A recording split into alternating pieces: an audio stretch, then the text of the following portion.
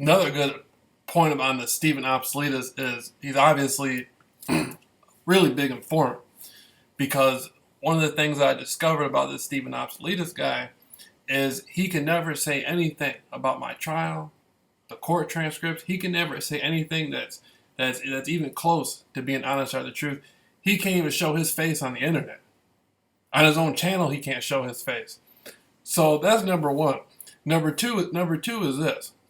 Who's ever using this Stephen Obsoletus guy, whoever these people are that are having him post these videos, because when he speaks, it's like he's reading from a script. Whoever these people are, they had the ability and the connections to have the Muskegon M Live Chronicle put his name in my article after all the information there was false, after the trial was fake.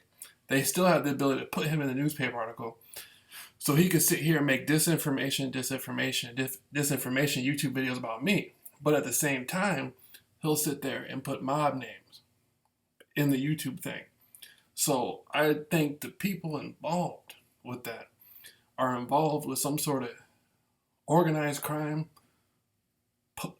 community policing informant network, and I think it's connected to drugs too, and informants wearing wires and colors and stuff, because on the simple fact that the Stephen Obsoletus guy, he's working with the people who framed me, but there's a connection between his stalking and what happened to Jessica Harrington, because in the summer of 2016, May 2016, Jeffrey Willis was arrested after he allegedly kidnapped a girl in April 2016.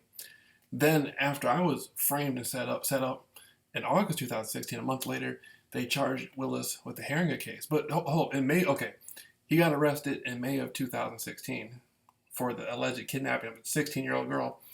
Then, about a week or two after that, he got charged with the Brecka Bludge case. Then in September 2016, he gets hit with the Harrington case. Okay, the funny thing about the Harrington case was in August 8th of 2016, I got set up. I got arrested. He claims he called Silent Observer. Then you have the timeline thing of where he's saying I tried to pull the girl out of the car. I never tried to pull any girl out of a car. But he was saying I tried to pull a girl out of a car. Then the police were saying it happened in late 2015, early 2016. Then I sent the flowers, then I made the YouTube videos. So there's a timeline problem right there. Then I was hanging around a few different girls after my arrest, and then one of them ended up at the airline motel over there. She was at the women's shelter. We started hanging out. She ended up at the airline motel, and the contract stalkers were giving her heroin, and they were all informants, undercovers and stuff. And then in September 2016, then Willis got charged with the Harrington case.